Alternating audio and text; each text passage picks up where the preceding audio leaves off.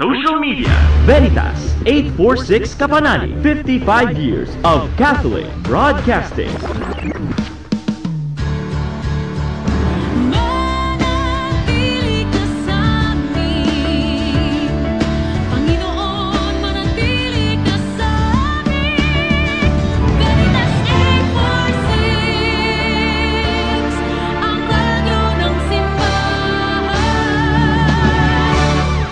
Member, Catholic Media Network and kapisanan ng mga broadcaster ng Pilipinas. Philippine Standard Time, 5 minuto makalipas ang 8:08 ng gabi. Ngayon po ay araw ng Linggo, 9 ng Pebrero, taong 2025. Narito ang Veritas News Alert Nationwide. Ikinagalak ng Diocese ng Antipolo ang pagkilala ng kanyang kabanalan Francisco sa panawagang pagkalooban ng Pontifical Crowning ang Nuestra Señora de la Anunciata sa Old Boso-Boso, Antipolo City, Rizal. Ayon kay Bishop Ruperto Santos, may ituturing na pagpapala mula sa Diyos bilang pagkilala sa masidhing debosyon ng mga mananampalataya sa Mahal na Birhen ang paggagawad ng Pontifical Crown sa imahe ng Nuestra Señora de la Anunciata, lalo't ang Pilipinas ay tinaguri ang Pueblo Amante de Maria. Sa pamamagitan ng Dicasterium de Culto Divino et Disciplina Sacramentorium, pinahihintulutan ang pagkakaloob ng koronang pontifical sa mapaghimalang imahe ng Mahal na Birhen ng pagpapahayag. Pinuri naman ni Bishop Santos ang pagsisikap ng kura paroko na si Camillian Priest Father John J. Mapusao, maging ang Parish Pastoral Council at ang buong pamayanan ng Nuestra Señora de la Anunciata Parish sa pag-aalay ng panahon at patuloy na pagpapalalim ng debosyon sa Mahal na Birhen. Hinimok ng obispang lahat na ipagdiwang ang biyayang ito sa pamamagitan ng pagpapakita ng katatagan, habag at paglilingkod upang higit pang maipalaganap ang magandang balita ng pagpapala ng Diyos sa simbahan at sa buong sambayanan. Magbabalik ang mga balita mamayang alas 9. Ako inyong kapanalig Reynalyn Letran Ibanez, sumainyo ang katotohanan. Abangang muli ang Veritas News Alert Nationwide. Thy word is a lamp unto my feet and a light unto my path. Ang Biblia ngayon. Isang pastoral na pag-aaral tungkol sa nilalaman ng banal na kasulatan, tutugon sa mga usaping kinakaharap natin ngayon. Batay sa katotohanan, lapat sa karanasan. Tuwing Linggo, alas 8 hanggang alas 9 ng gabi, dito lamang sa Veritas 846, ang radyo totoo. Hatid sa inyo ng Paulines ng Biblical Apostolate ng Archdiocese of Manila at ng Veritas 846. If today you hear the voice of the Lord, harden not your hearts. Ang Biblia ngayon. Makinig.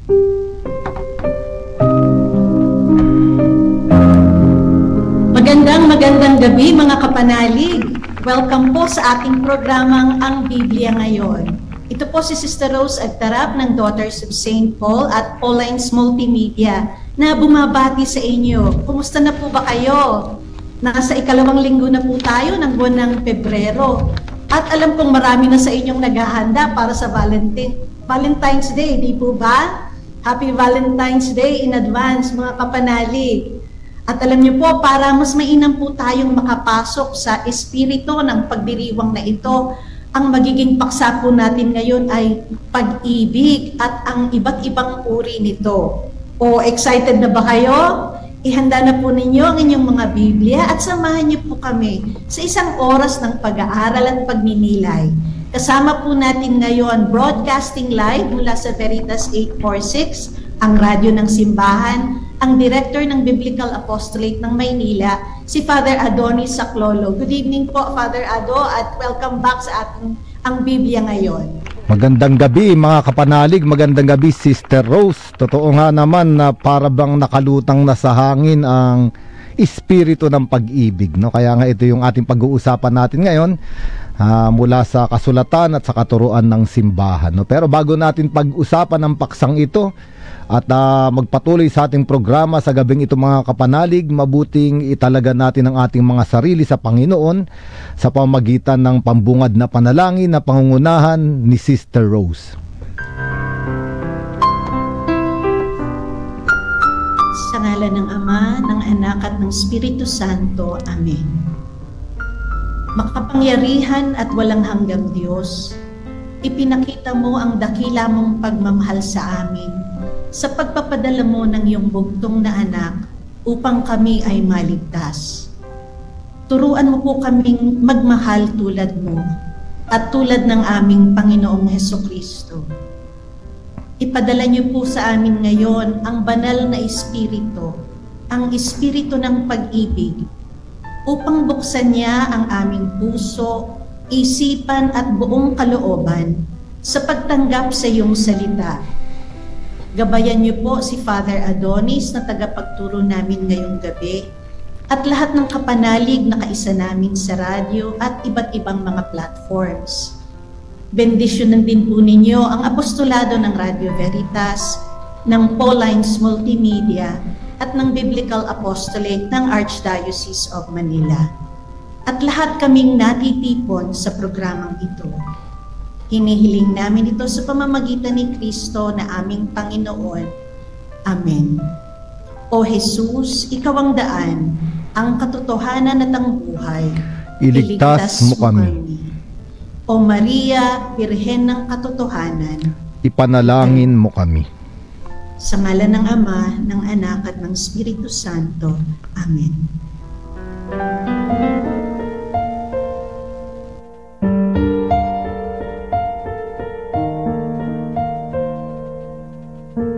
If I speak with the tongues of men and angels,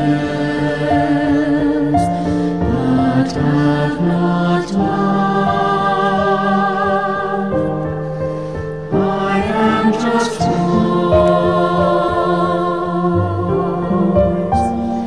And if I have the gift of prophecy and know all knowledge of faith, understand all mysteries, or remove mountains, but have not love, I am nothing.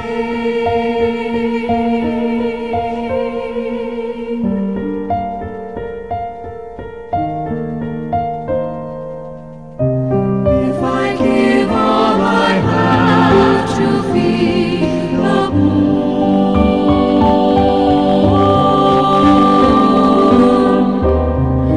but have not love, nothing is gained.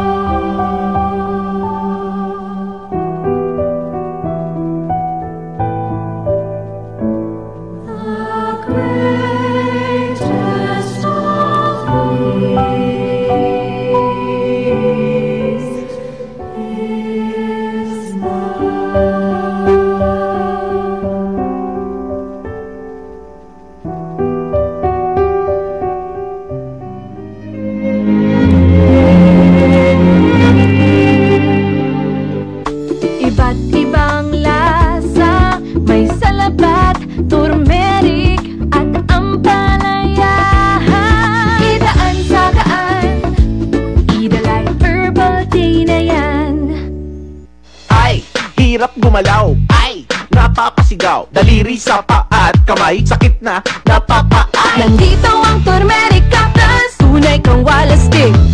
Mahalagang paalala, ang Turmeric Plus ay hindi gamot at hindi dapat gamitin panggamot sa anumang uri ng sakit. Our Lady of Lourdes.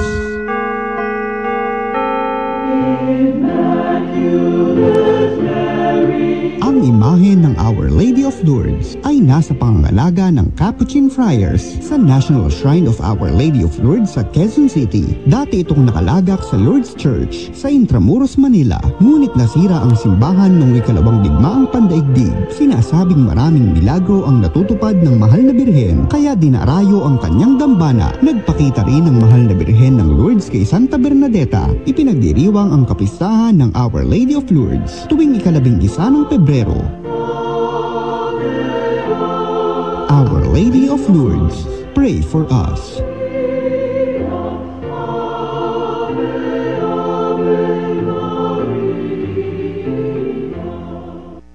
Thy word is a lamp unto my feet and a light unto my path.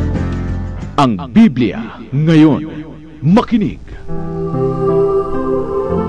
If today you hear the voice of the Lord, harden not your hearts.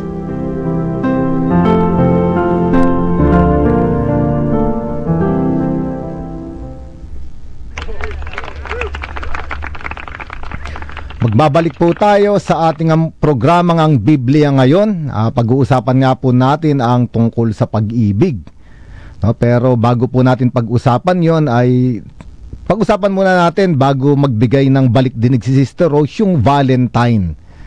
No, kasi maraming taong naguguluhan na para bang itong Valentine ay isang pagdiriwang sekular, no? Parang nawala na yung kahulugang reliyoso. Pero ang February 14 po ay araw ng kapistahan ni San Valentino o Saint Valentine. Siya po ay isang pare sa Roma noong 3 siglo. At yung emperor noon, yung emperador noon ay ayaw payagang mag-asawa ang mga sundalo. No, kaya nga iniisip nung emperador noon si Claudius na pag may asawa raw yung sundalo ay ihati yung puso, no? Kaya hindi magaling na sundalo. Kaya pinagbawal ang kasal nung panahon na yon. Pero alam ni San Valentino ang kahulugan at yung kahalagahan ng kasal, kaya lihim niyang ikinakasal yung mga sundalo sa kanilang mga minamahal, no? Nagugupit pa nga siya ng mga parchment o yung balat ng mga hayop na korteng puso para baunin ng mga sundalo, no? Kapag sila ay nandun na sa lugar kung saan sila itatalaga ng emperador, no? At doon nga ay natuklasan itong ginagawa ni San Valentino at hinuli siya hanggang siya ay maging martir, no? Kaya nga sa aklat ng Roman Martyrology o yung aklat ng mga martir, nandun si San Valentino. Siya ang patron ng pagmamahalan, ng pag-ibig, no? At ginawa niya yon dahil ang unang-una ay iniibig niya ang Panginoon, no? At yung pag-ibig ng Panginoon na nasa kanya ay umapaw doon sa mga tinutulungan niya, no? Kaya nga malalim po ang kasaysayan ng Valentine's Day dahil ito po ay nakaugat sa pag-ibig ng isang martir, no, sa kanyang misyon. Ngayon balikan po muna natin yung ating tinalakay nung isang linggo, no, na ibibigay sa atin ng ating kasama sa ating himpilan ngayon sa ating programa, si Sister Rose. Balik dinig sa nakaraang katotohanan. Po tayo, ipinagdiwang po natin ang presentation of the Larya nung nakaraang linggo at tinalakay ni Sister Lacey ang temang ang pagdadala sa Panginoon sa templo, katapatan at pagsunod sa pag-ibig ng Diyos. Ang tekstong pinag-aralan natin ay mula sa Ebanghelyo ni San Lucas, chapter 2 verses 22 to 32. At itinanong niya, paano ko sinusunod ang Panginoon sa aking pang-araw-araw na buhay? Tapat ba ako sa pag-ibig niya? Sa salaysay ni San Lucas, nagpapakita ng kababaang loob at katapatan sina Jose at Maria sa pagsunod sa batas ni Moises. Sa buong bahaging binasa noon, binanggit ang kanilang pagsunod sa batas ng 5 beses.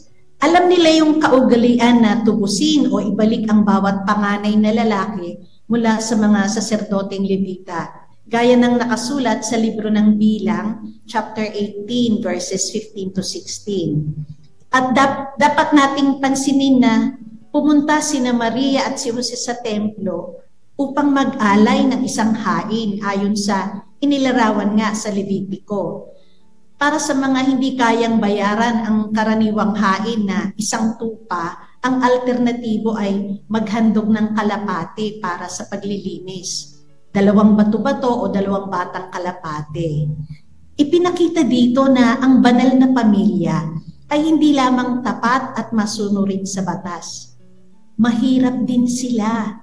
Sabi nga ng mga dalubhasa sa Biblia, yung kombinasyon ng kahirapan at banal na pagsunod sa kautusan ay nagbibigay diin kung paanong sina Maria at Jose ay kabilang sa matuwid na anawin. Pinag-aralan na natin to, no? Ang ibig sabihin yung ang maamukha ng Diyos. At saka ang pandiwang ginamit sa pagdadala sa banal na sanggol sa templo ay parastesize. Nangangahulugan daw ito ng mag-alay, salitang nauugnay sa paghahain. Kaya sabi ni Sister Lacis, kahit simple at maliit lang ang alay sa Diyos, dapat ito rin ang the best. So, kaya tulad ni Maria at Jose, dapat nawa tayo sa pagsunod sa pag-ibig ng Diyos. Yan po. So, kung gusto po ninyong marinig ang kabuuan ng episode ng Ang Biblia Ngayon nung nakaraang linggo, available po ito sa Facebook pages ng DZRV 846 Veritas, ng Paulines Multimedia PH, at ng Arca Ministry on Biblical Apostolate. Ayan. Pero bago po natin pakinggan si Father Ado, meron po kaming sorpresa para sa inyo. Ano, Father Ado, ikaw ba magsasabi o ako na?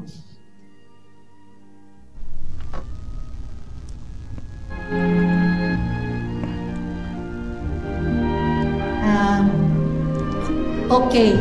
So, bago po natin pakinggan si Father Ado, gusto sana namin kayong bigyan ng kaunting sorpresa.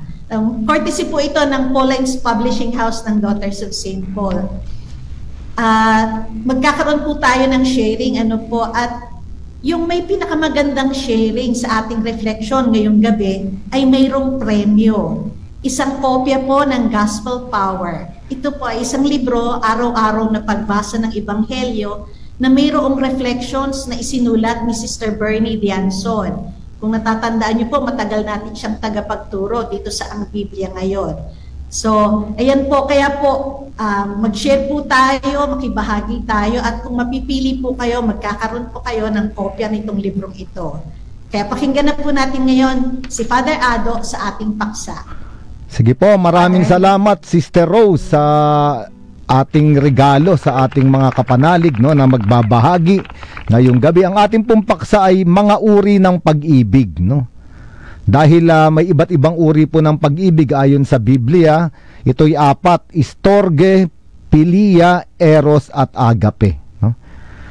At ang ating pong teksto ay yung himno ng pag-ibig sa sulat ni San Pablo sa unang sulat sa mga taga-Korinto, Kabanata 13, talata 1 hanggang 13. Kung meron po kayong Bible, hanapin niyo po 1 Corinthians chapter 13 verses 1 to 13. Ngayon po, dahil iba't iba nga ang uri ng pag-ibig, ang tanong po na dapat natin pagnilayan, sana magpadala kayo ng inyong mga pagbabahagi, ay anong uri ng pag-ibig ang mayroon ka? dito sa ating mga pag-uusapan. Ipadala nyo po ang inyong messages o reflection sa ating text line dito sa istasyon 0918-837-4827 0918-837-4827 o kaya naman sa comment section ng ating Facebook Live. At para po sa lahat ng mga kapanalig na napapanood din po tayo sa Sky Cable Channel 211 at meron din po tayong live sa Veritas PH sa YouTube, PH live stream, at napapakinggan din tayo sa Signal Cable Channel 313. No, ngayon po, pag-usapan na po natin yung ating paksa, no, dahil nga Valentine's at ang usapan ngayon ay pag-ibig. Ano nga ba ang pag-ibig? Sa salitang Ingles ay mahirap maunawaan sapagkat meron lang isang salita ang pag-ibig sa English, ay ito ay yung love, no? Sa Tagalog, merong iba't iba naman, no? Pagmamahal, pag-ibig, pagliyag, pag-irog, no? Pero sa Biblia, mga kapanalig, merong 4, no, na partikular na salita sa Griego tungkol sa pag-ibig. At iba-iba ang kanilang dimension at kahulugan, no? Ito nga yung storge, yung philia, eros at agape, no? Simulan po natin sa storge. Yung storge, ito po ay likas na pag-ibig sa pamilya, no? Sabi nga nung nagpaliwanag nito, hindi mo ito mapipili, no? Kusa itong lalago at lalalim doon sa pamilyang nilakihan mo. Ito yung pag-ibig ng magulang sa anak, pag-ibig ng anak sa magulang. Kaya minsan kahit may sigalot, may problema, may hindi pagkakaunawaan, itong storge, itong pag-ibig, dahil nga likas, mas matibay ito kaysa sa mga napagkakaguluhan o hindi napagkakaunawaan sa pamilya, no? Kaya nga minsan pagka merong mga dapat gawin, palaging inuuna ng tao ang kanyang pamilya. At ito yung storge love, no? Ang kakaibang definisyon nito ay hindi mo nga ito mapipili. Kasi hindi naman natin pinili kung saan tayo ipapanganak. Hindi natin pinili kung sino yung magiging kapatid natin. Ibinigay sa kanila ng Diyos. Mababasa natin itong salitang storge sa sulat ni San Pablo sa mga taga Roma, Kapitulo 12, talata 10, no? Romans 12:10. Ginamit niya ito yung philos storgos o storge. No, pero dito, sinasabi ni San Pablo na ang pag-ibig sa pamilya ay hindi na lang pamilya sa laman, no? Ito ay lalabas na at lalawak pa papunta sa pamilyang espiritual o sa pamilya sa pananampalataya, no? Kaya nga ito yung isang level ng pag-ibig, no, sa Biblia, yung storge, likas sa tao, lalo pa nga pag-ibig o pagmamahal dahil sa kadugo o sa kalaman, no? Ngayon, yung susunod na salitang pag-ibig sa Griego, ito naman yung philia, no? Ang tawag naman dito ay friendship love, no?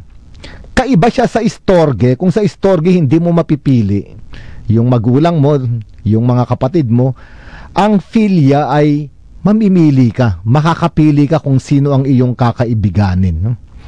At kadalasan, itong philia ay dahil meron kayong pinagkasunduan o meron kayong isang bagay na parehas nyong gusto o meron kayong isang layunin na parehas yung pananaw ninyo na gusto ninyong abutin o kaya naman pangarap na nais nyong parehas na puntahan, no? At dito nabubuo yung philia, pagkakaibigan, no? Ngayon, isa sa pinakasikat, no, na teksto sa Biblia tungkol sa philia ay yung John chapter 21, no? Kung maaalala ninyo mga kapanalig, di ba? Sa John chapter 21, si Pedro ay bumalik uli sa Galilea kasama yung mga ibang alagad. Sabi niya, mangingisda uli ako. Pagkatapos noon, wala silang huli. Sa John chapter 21 to, parang naulit yung ebanghelyo ngayon, di ba? Sa ebanghelyo ngayon sa Luke 5 chapter 1 verse chapter 5 verse 1 to 11, wala silang huli, di ba, nung kinatagpo sila ni Hesukristo. Pero nung muling nabuhay si Hesukristo, kinatagpo uli sila sa parehas na sitwasyon. Pero doon sa Galilea, at nakilala ni Pedro nung minamahal na alagad si Jesus, at si Pedro ay tumalon, lumangoy papunta kay Jesus. At dito ginamit yung salitang philia nung tinanong ni Hesukristo si Pedro. Sabi ni Pedro, Simon, anak ni Jonah, minamahal mo ba ako? Yung salitang do you love me ni Jesus, ang gamit ni Jesus ay agape. Agape love. Ito yung ultimate, no? Ultimate level of love, no? Kasi ito yung love without condition. Ang sagot ni Pedro, yes Lord, you know that I love you. Panginoon, alam mong mahal kita. Ang gamit ni Pedro ay phileo, philose. So magkaiba yung level ng pag-ibig na binabanggit ni Jesus at ni Pedro. Si Jesus ay agape love at si Pedro ay philo love, no? Phileo. No, parang sinasabi ni Jesucristo, kaya mo ba akong mahalin nung agape love na walang kondisyon? Parang sinasabi ni Pedro, mahal kita, philo love, no? Parang bilang kaibigan. Pero makikita natin na isang araw itong philo o phileo love ni Pedro ay magiging agape love, no? Kasi ipapako rin sa krus si Pedro. Pero dito si Pedro ay kababangon pa lang doon sa pagtatatwa niya kay Jesucristo ng 3 beses. At ito nga 3 beses yan tinanong ni Jesucristo ng agape love, no? Parang naalala ni Pedro yung pagtatatwa niya. Kaya nga siguro nakita na rin ni Pedro na ang pag-ibig ko sa iyo, Panginoon, na hindi katulad ng pag-ibig mo sa akin, no? Phileo love lang, no? Pero doon sa huling tanong ni Jesucristo, hindi na ginamit ni Jesucristo yung agapasme, yung agape love. Bumaba na siya sa level ni Pedro. Sabi niya, Simon, anak ni Jona, minamahal mo ba ako? Pero ginamit na ni Jesucristo yung philisme, yung philo love, no? Sige, parang sabi ni Jesucristo, kung ang pag-ibig na nasa iyo ay hindi pa yung pag-ibig na walang kondisyon, sapat na sa akin yung pag-ibig mo sa ngayon, no? At ito nga isang mahalagang paksa sa ating usapan ng pag-ibig, storge at philia love, no? At mamaya pagpapatuloy po natin yung dalawa pang uri ng pag-ibig sa ating pagbabalik, no? Sana magpadala po kayo ng inyong sharing sa ating text line 0918-837-4827 o sa comment section ng ating Facebook Live. Anong uri ng pag-ibig mayroon ka? Storge, philia, eros o agape?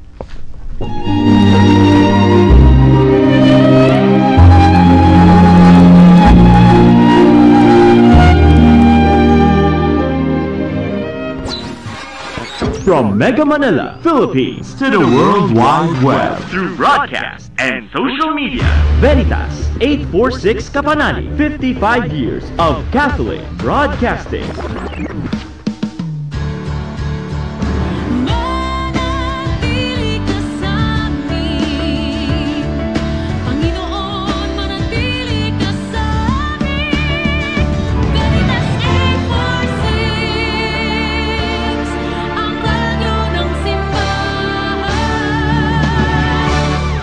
Member, Catholic Media Network and kapisanan ng mga broadcaster ng Pilipinas.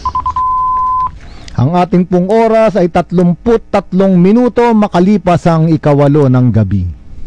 Thy word is a lamp unto my feet and a light unto my path. Ang Biblia ngayon. Makinig. If today you hear the voice of the Lord, harden not your hearts.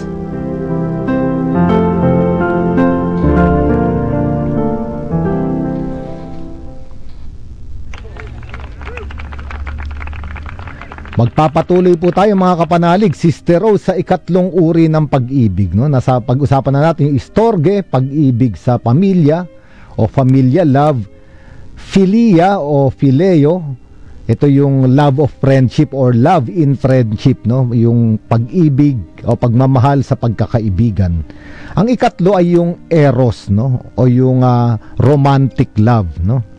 At ito ay isang pag-ibig na naaakit ka doon sa iniibig mo, no? Kaya nga makikita natin halimbawa sa Song of Songs, 'di ba? Nandun yung bridegroom sa kayong bride, no? Sa pagitan nila ay yung romantic love, no? At sa Lumang Tipan din halimbawa si ang Diyos, no? Ang Diyos pinakilala niya yung sarili niyang asawa ng bayang Israel, no? I am the husband and the Israel is my bride, no? Kaya nga sa Lumang Tipan merong itong ganitong romantic love, no, sa pagitan ng Diyos at ng Israel, ganun din sa mga tao, no. Kay Haring David sa kanyang mga asawa, sa Song of Songs, no.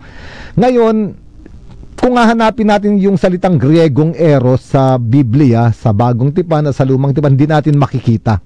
Pero lagi raw nasa konteksto.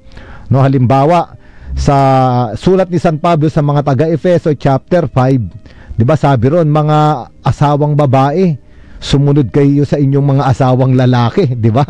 Kayo naman mga asawang lalaki, mahalin ninyo ang inyong mga asawang babae, no, katulad ng pagmamahal ni Jesucristo sa kanyang asawa, ang simbahan, no. So merong romantic love. Ngayon, mahalaga ito sapagkat itong romantic love, kapag napabayaan, ay magiging lust. Yung lust, 'di ba, pag yung LUST, yung lust, ang ibig sabihin nito, dinefine ito ni John Paul II, yung lust, ang tingin mo roon sa tao, sa kapwa mo, ay magpapaligaya sa iyo, parang object to make you happy, o isang bagay, isang kagamitan na magpapaligaya sa iyo, parang gagamitin mo lang. So ang panganib daw ng eros o ng erotic love ay kapag hindi ito na-sublimate o hindi ito nahaluan ng agape love. Pag-uusapan po natin mamaya yung agape love, no? Kasi sabi ni John Paul II, what is the difference between love and lust? Yung pag-ibig at yung kahalayan. Yung kahalayan po, totoo, ay patungkol sa mga maling kasalanan ng laman, sa sexualidad, pero minsan yung lust din ay yung para bang may gusto ka lang punuin sa sarili mo. Ngayon, ang kaibahan daw ng pag-ibig, ang totoong pag-ibig, ikaw yung magbibigay. Ikaw ay para sa kanya. Sa lust daw, sa kahalayan, siya ay para sa akin. So magkabaligtad. No, kaya nga sinasabi rito ni St. John Paul II, kailangan nating itama ang erotic love, no? At eto nga, pag-uusapan natin, malapit na yung Valentine. Sana maunawaan ito, lalo na ng ating mga kabataan, no, ng mga adult din na nakikinig sa atin ngayon. No, hindi lang siya romantic sana, no? Dahil sabi ni Pope Benedict XVI, pag binasa natin yung kanyang encyclical Deus Caritas Est, God is Love, sabi ni Benedict XVI, kailangan daw ng eros o ng erotic love yung agape love, no? Yung agape love. At ano ba yung agape love? Ito na yung pang-apat, no, na uri ng pag-ibig sa Biblia. Yung agape love, ito yung love without any condition that can even sacrifice oneself. Ito raw yung pag-ibig na kayang mamatay sa sarili. Sabi nga sa definition, selfless love. Palaging ibinibigay niya yung kanyang sarili, namamatay siya para bigyan ng buhay yung iba. At makikita natin ito, totoo, maraming beses na inulit sa Bagong Tipan. Halimbawa, yung paborito nating verse, yung John 3:16, for God so loved the world that He gave His only Son. No, ito yung pag-ibig na ginamit, no? Yung agape love. Kayang mamatay sa sarili at ialay yung buhay sa iba. Selfless, kayang magsakripisyo. Kaya nga daw yung eros, yung erotic, hindi siya masama. No? Pero sana yung erotic ay makulayan o pumaloob doon sa agape love. Para yung romance ay totoong yung buhay mo, yung pagmamahal mo ay para sa minamahal mo. Hindi siya gamit na para sa iyo. At inulit-ulit ito sa Deus Caritas. Sana kung mababasa natin, no, na kailangan ng eros ang agape love. Pero sabi rin ni Benedict XVI, kailangan din naman ng agape love ang eros, ang erotic love. No, kasi nga kapag merong romance, dalawang tao, lalaki at babae na nagmahalan at natuklasan nila yung bukasyon nila ng pag-aasawa, sila ay ikakasal, no? At sa loob ng kasal, na makikita natin na unti-unti na matatapos na yung romance, o medyo hindi na ganun kakulay yung romance, no? Yung kapag nasa kasal na, pero ang lalabas na at kailangan ng mag-asawa ay agape love. Kasi ang pag-aasawa naman ay hindi ka mag-aasawa ng isang taong perpekto, no? Sa loob daw ng kasal, eto sabi nung maraming nakausap na natin, no, hindi perpekto ang ating mapapangasawa. Kaya nga, kung hindi perpekto at erotic love lang ang dala natin sa loob ng kasal, hindi raw tatagal yung kasal. Kailangan daw ng agape love, no? Isang selfless love na kayang magpatawad, kayang umunawa, no? Kayang magpasensya, at kayang tanggapin yung kahinaan ng kanyang minamahal. Ito yung pag-ibig ng Diyos sa atin, no? Kaya nga sabi ni Jesucristo, no, mahalin mo ang kapwa tulad ng iyong sarili. Sabi naman ni Jesucristo, uli, no, magmahalan kayo tulad ng pagmamahal ko sa inyo. At kung iisipin natin, paano ba tayo minahal ni Jesucristo, mga kapanalig? Sabi ni Jesus, hindi ko na parito para sa matutuwid, kung hindi sa mga makasalanan. Hindi ko na parito para sa mga malulusog, kundi sa mga may sakit. Ayun ang totoong pagmamahal. Agape love. Minahal tayo ni Jesucristo kahit na noong makasalanan pa tayo. Ito rin ay mababasa natin sa Romans chapter 5, kung saan natin mababasa yung spes non confundit, kadugtong iyon. Sabi roon sa sulat ni San Pablo, minahal na tayo ng Diyos kahit makasalanan at mahina pa tayo. Ito yung agape love. At kailangan ng eros, ng erotic love, ng agape love, no, para sa loob ng kasal ay mananatili ang pag-ibig, no? Ngayon po, gusto kong bigyan ng diin ang katuruan ng simbahan tungkol sa pag-ibig. Ngayon napakinggan natin yung 4 na uri ng pag-ibig. Minsan kasi ang maling interpretasyon ng maraming tao, ang pag-ibig daw ay nakabase sa emosyon o feelings. Sa katuruan po ng ating simbahan, hindi nakabase sa damdamin o feelings ang pag-ibig, kung hindi sa will, no? Magkaiba po 'yon. Yung will, ito ay bahagi ng katauhan ng tao at niloloob niya o dinidesisyonan niya kung ano yung dapat gawin. So ang pag-ibig ay desisyon, hindi pakiramdam. Because feelings come and go. Kaya nga maraming napapahamak na mga relasyon at ugnayan, kapag nawala na yung feelings, akala ng mga tao wala ng pag-ibig. At doon maraming nasusugatan. Dahil nga mali yung basihan ng pag-ibig. At uulitin ko mga kapanalig, hindi nakabase sa damdamin, sa nararamdaman o feelings, emosyon ang pag-ibig. Nakabase ito sa will, sa loob ng desisyon ng tao. Kaya nga si Jesucristo, di ba? Dinesisyonan niyang mahalin tayo. Hindi na siya nagpatumpik-tumpik, mahal ko yan. Pupuntahan ko at mamamatay ako para sa kanya, no? Kaya nga ito mga kapanalig, yung gusto naming sabihin sa inyo, no, patungkol sa pag-ibig. Napakagandang magdiwang ng Valentine's Day kung alam natin yung uri ng pag-ibig na mayroon tayo. Sabi ng mga nag-aral, yung storge at filial love, pwede nating itong i-define sa Tagalog word na pagmamahal. Diba? Mahal kita, nay. Mahal kita, tay. O kaya, mahal kita, yung kaibigan. Mahal kita, pare. Mahal kita, mare. Yung pag-ibig daw, mas magandang gamitin sa erotic love. No, kasi, halimbawa, pag sinabi mo sa nanay mo, iniibig kita, inay. Mas magandang pakinggan yung mahal kita, inay. Pero kapag sinabi mo raw dun sa nililigawan mo o dun sa girlfriend o boyfriend mo, iniibig kita, mas matamis daw pakinggan. No, kaya nga, pwede nating sabihin yung storge at filial love, gamitin natin yung salitang pagmamahal. Yung eros, gamitin natin yung salitang iniibig. Pero yung agape love, ito yung ultimate level of love, gamitin natin yung dalawa. Pagmamahal at pag-ibig. Ngayon mga kapanalig, may ipapakita ko sa inyong PowerPoint. Ito yung teksto natin ngayon kasi sabi nga ni Sister Rose, may premyo kayo kapag maganda yung sharing ninyo, nababasahin natin mamaya. Pero basahin muna natin itong kahulugan ng pag-ibig ng agape love. Ito ay galing sa unang sulat ni San Pablo sa mga taga-Korinto.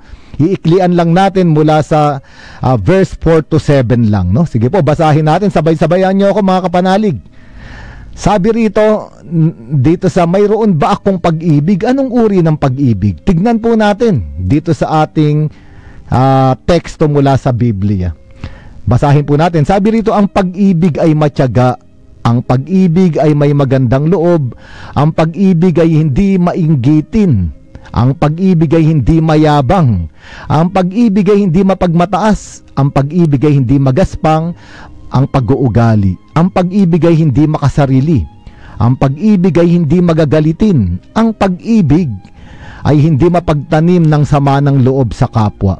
Ang pag-ibig ay hindi natutuwa sa masama. Ang pag-ibig ay nagagalak sa katotohanan.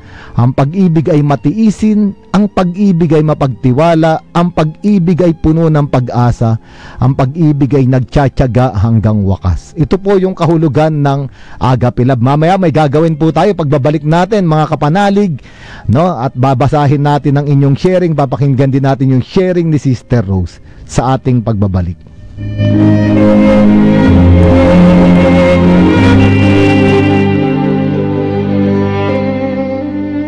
Break time na! Kumain ng tama, mag-exercise at mag-Ampalaya Plus. Clinically tested, ang Ampalaya Plus ay tumutulong sa pag-control ng blood sugar. Ang Ampalaya Plus ay may inam sa mga diabetiko at pre-diabetics. Kaya mag-Ampalaya Plus araw-araw. Mahalagang paalala, ang Ampalaya Plus ay hindi gamot at di maaaring gamitin paggamot sa anumang uri ng sakit. Alagaan ng kidneys. Uminom ng 8 basong tubig. Renalin, Renalin, Renalin, araw-araw. Mahalagang paalala, ang Renalin ay hindi gamot at hindi dapat gamiting panggamot sa anumang uri ng sakit. Heartcoat. May iba't ibang uri ng pagmamahal sa Diyos, sa bayan, sa pamilya, sa kapwa at sarili. Ngunit ang lahat ay nakaugat sa isang matinding pagkagiliw at kadakilaan ng isang tao. Ang pag-ibig ay walang pinipiling pagkakakilanlan. Ito ay busilak, mapagkumbaba at dalisay. Hindi ito masusukat ng kahit anong bagay sa mundong ibabaw kung ito ay nasa wastong ipinaparamdam. Heartcoat. Thy word is a lamp unto my feet and a light unto my path. Ang Biblia ngayon. Makinig. If today you hear the voice of the Lord, harden not your hearts.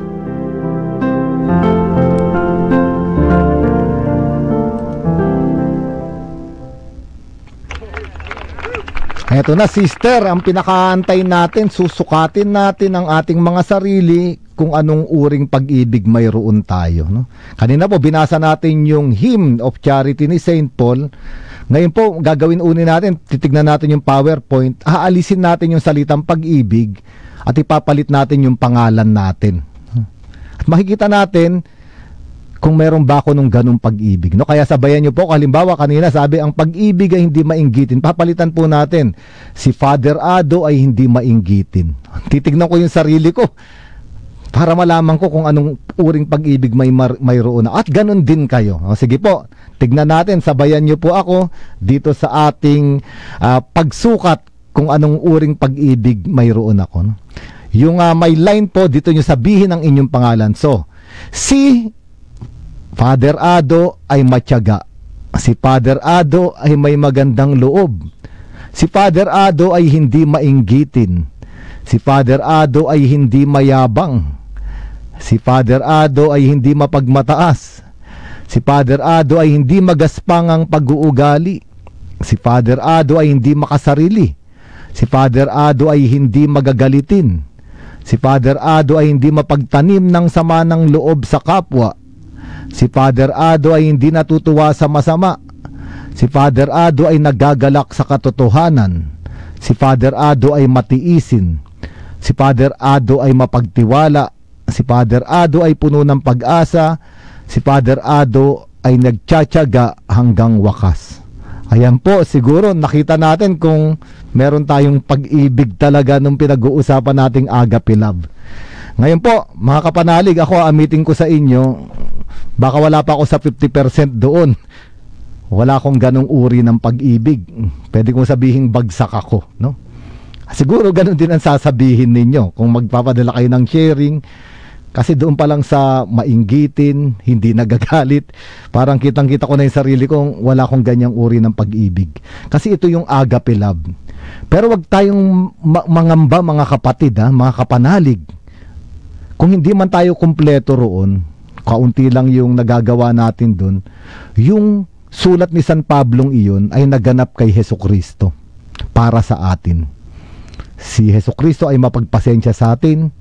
Si Jesucristo ay hindi nagagalit agad-agad sa atin.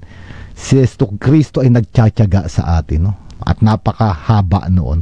O Sister Rose, may gusto ka bang sabihin bago natin basahin itong mga nagme-message na bibigyan mo ng papremyo?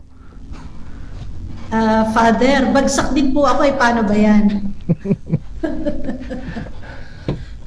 Oo, kasi talaga namang hamon ito, no? Para sa akin, ang pag-ibig ay laging isang hamon pero hindi ako nawawalan ng pag-asa. Araw-araw, sinisikap na maging matyaga, magandang loob, hindi mainggit, hindi magyabang, hindi magmataas. So, it is always something that I have to work on, no? Kailangan talagang magsikap na maisabuhay yung pag-ibig. Pero ang napansin ko lang, Father, na minsan, dahil ginagawa mo nga, sinisikap mo, no? At pag inusisa mo yung konsensya mo, parang wala namang nangyayari, lagi pa rin akong ganoon. Hanggang sa dahil sa pagpananalangin, pagbabasa ng Biblia, pakikinig sa Panginoon, minsan may magsasabi sa iyo, "Uy, salamat ha, salamat sa pagmamahal mo." Nakikita ng iba na nagkakaroon ng pagbabago. So, hindi ako nawawala ng pag-asa dahil ginawa na nga ni Kristo, ibinigay ang sarili niya sa akin, di ba? At yun ang puhunan, di ba? Yun yung puhunan na ibinigay niya sa atin. Magagawa, makakamta natin ito sa biyaya at tulong niya.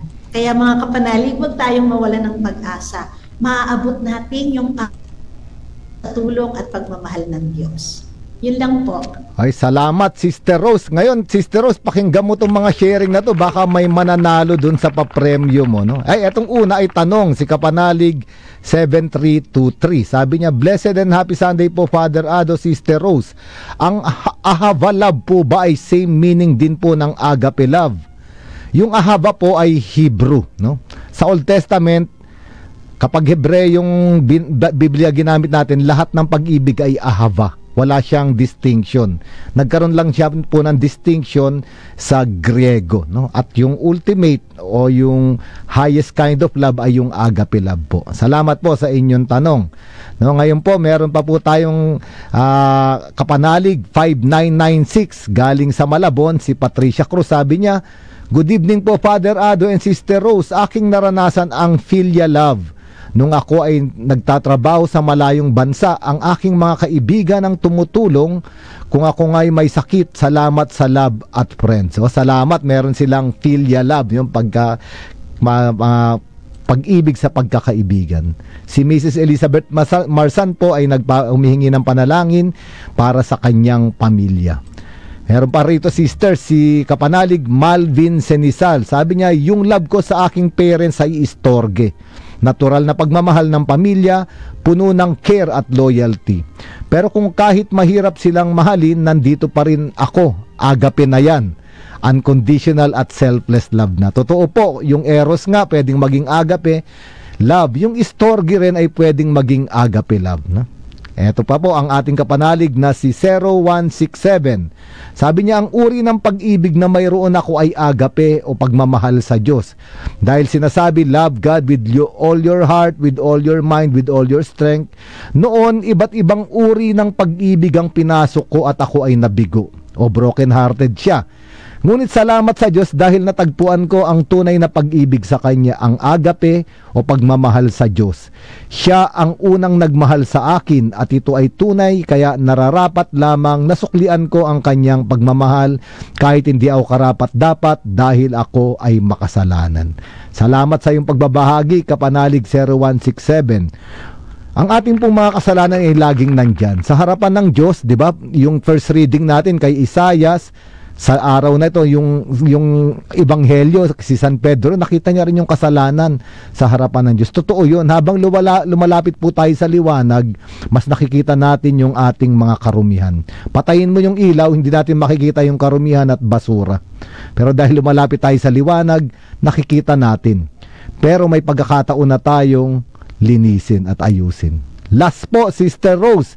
Sabi rito ng ating kapanalig, Brother Rafael ng Nabotas, Masasabi ko na ang uri ng pag-ibig na mayroon ako ay istorge, family love, na kung saan at ang 5 kong kapatid ay nahubog ng aming mga magulang sa butihang asal at wastong pag-uugali, sa katuruan ng simbahan, sa pagtitiwala at takot sa Diyos, sa paggawa ng mabuti sa kapwa ng may pag-ibig.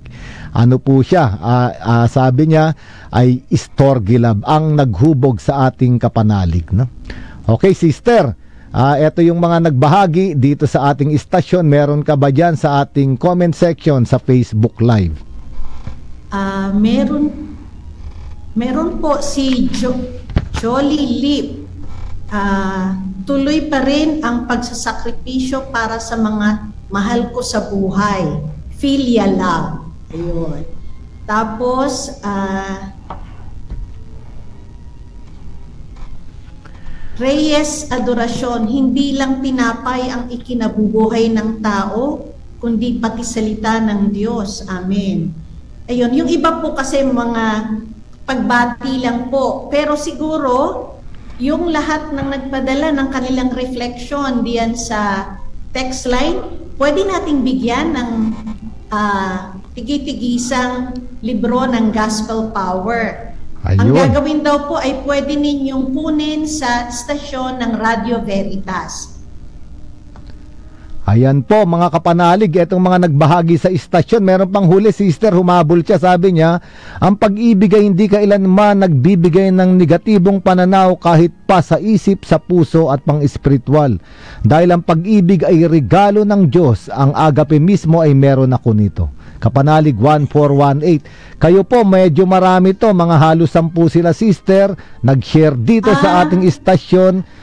Pwede nyo raw pong kunin dito sa ating istasyon na sa Veritas Station sa West Avenue po yung inyong mga premyo na Gospel Power, no? Hahanapin nyo lang po doon sa ating guard sa baba. Sige po, sister. Merong humabol. Si Yolanda Evangelista, ang pag-ibig ko ay agape love kasi breadwinner pa rin ako up to now. Selfless love. Si Aramis Boncavang, sabi niya, ang agape po ng Panginoong Hesukristo ang nagpapalakas sa akin upang makapag-serve sa Kanya. Ayan. Meron pa ba? Matiin lang po siguro natin, Father, yung mga ating... Yes, sister. Oo. Si Edith Rabago, DC Cervetilio, Loretta Nieto Acupang from Santa Cruz Parish, Navotas, Susan Nalugon, Emily Avignon Pandong, Felix B. Reyes, Maria Acela Evangelista, sabi niya, bagsak po rin ako. Si Luma, Sunny Magallanes, Marina Cuesta Dionisio, Felix B. Reyes, Romel Mateo, Maria Acela Evangelista, Lynn Mateo, Mel Bautista, Chin Cuangco, Baby Rose Macalino, Evelyn Jorge, Nerida Kelly Santos Lagahit, Raf Legisniana, Marcia Banag, Candida Cruz, Alileng Mojica, Joe Incleto, Lita David, Didi Alarcon, Candida Cruz, Hilda Elena Zambrano, Fe Pangantihon, Tessie Tuazon, Shoni Hapson Ramos, Marivic Santos Albano from Montalban, Marina Cuesta, Lisa Manding, Ping Sia, Narsing Binyas, Cynthia Orozco,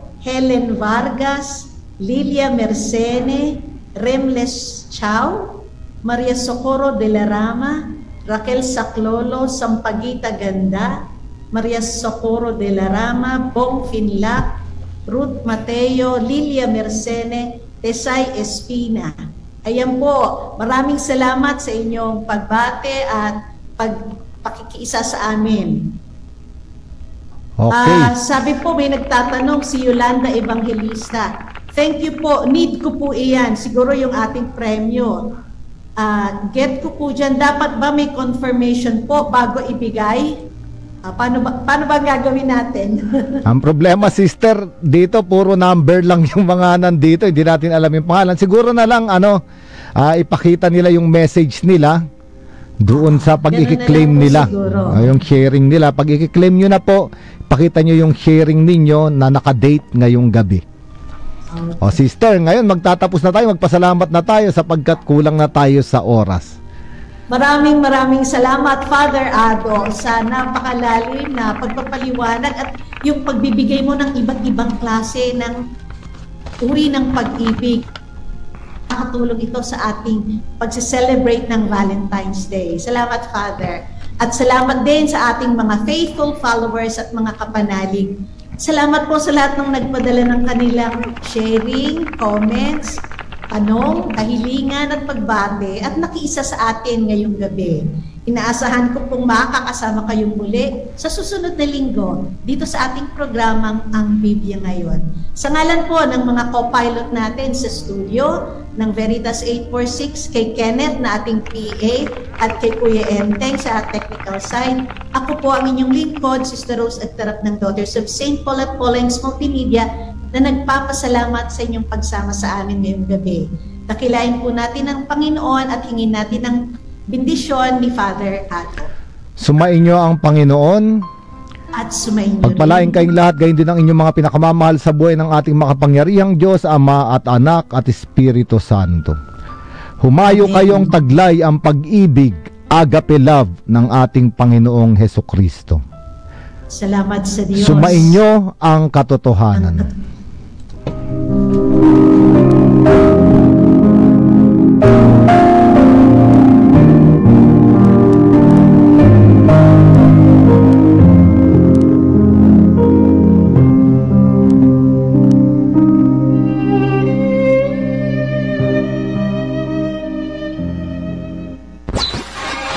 From Mega Manila, Philippines, to the World Wide Web, through broadcast and social media, Veritas 846 Kapanani, 55 years of Catholic